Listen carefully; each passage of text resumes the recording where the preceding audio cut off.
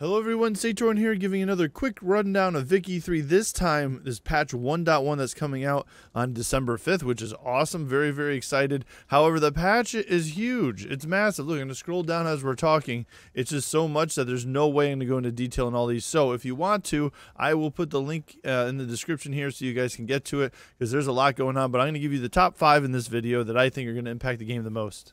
The change that I'm ranking as number 5 is the rebalancing of potential oil and rubber deposits around the world. So this definitely needed some love. There's times definitely in playthroughs where there just wasn't enough oil or there just wasn't enough rubber.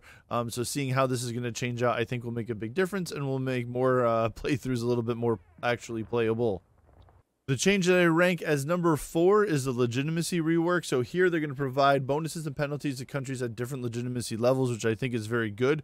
Right now I'm at 11%, and there's really no penalty other than my laws taking a long time to try to get approved. So I don't think that's a huge deal. So I'd like to see that, so more penalties is good. Adding a new legitimacy modifier based on votes in government, I like that as well. So once you have voting and parties start to become a thing, seeing votes have a little bit more of an impact, I do think that will be a good change as well.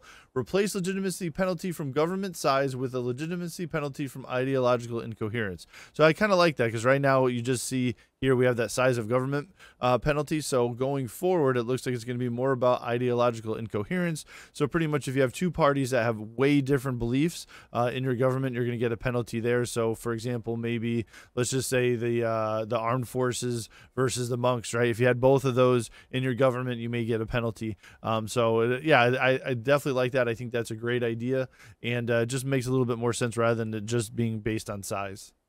The change that I'm ranking as number 3 is buildings will now only raise wages if they're either competing for wages or below their minimum wage target.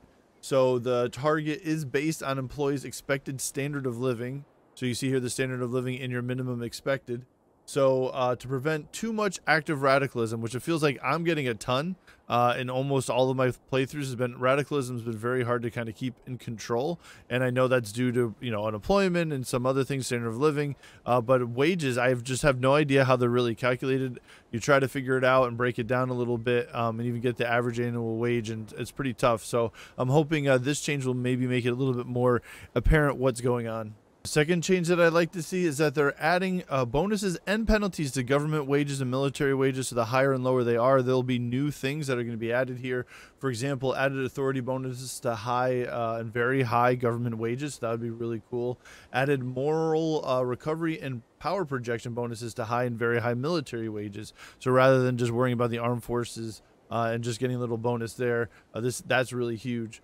Added power projection penalty to lower. So again, if you're on the opposite side, you'll have lower, as well as a lower training rate penalty. So that's pretty big. So I know a lot of people's strategies early on in the game, they're like, yeah, let's just tank government wages and military wages so we make as much money as possible. Now this is going to have a lot larger impact on your country, and lower the positive and negative approval of government and military wages. So yeah, just overall, these changes I think are going to be great, and hopefully will change people's play style.